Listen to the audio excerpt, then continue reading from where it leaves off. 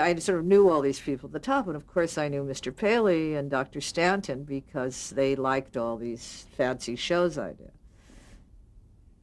And I guess, I mean, I certainly didn't, they kept it a secret from me. Now that's really hard to do because nobody had ever kept anything a secret from me at CBS, because I went to the ladies' room with all the secretaries, and they knew everything, and so they always told you everything. So I always knew everything that was going on. And if I didn't know, my secretary, could find out.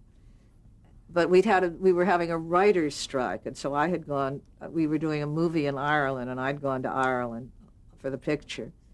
And then I just stayed there. I mean, this writer's strike went on, and I was having a really good time in Europe. So I went to Italy, and I went to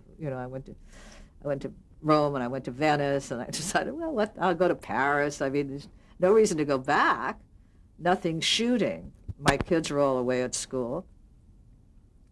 And so I was away for like 3 or 4 weeks, which was very unusual. I was never away from the network for that long.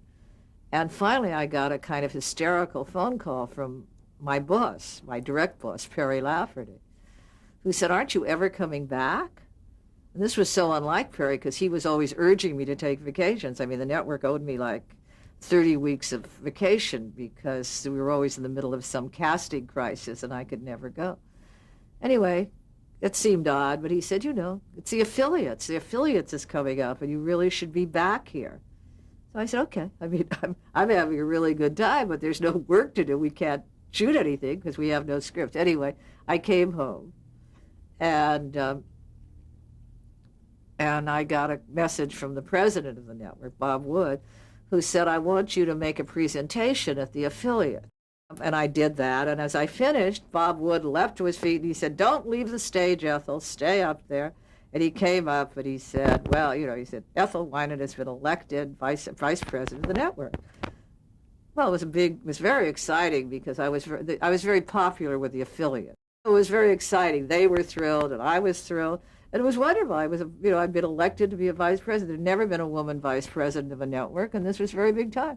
It wasn't really till I got back to my office when somebody in business affairs, one of the women lawyers, had said to me, "Did they ever talk to you about money? I mean, they wouldn't do this to a man. They just made you a vice president. How much are you getting paid? Did they ask you if you wanted to be a vice president? What if you hadn't wanted to be?" I said, "Well, I never really thought of that. It was just a nice day. I never thought of the consequences. I never thought that it would last past tomorrow. I never took it seriously. Is this serious? Am I really a vice president? I thought it was just something we did at the affiliates, like the party." It was serious. I was a vice president. I had been elected. So then I had to rethink it. But it was, I think it was just, they wanted to do it in a different way. Well, they certainly did. But it was a big thing to get to be a vice president, and it changed everything for everybody. Because after that, other women who deserved it, and had been waiting and had served their time and really should have been considered for vice presidency, became vice president. So it was a good thing.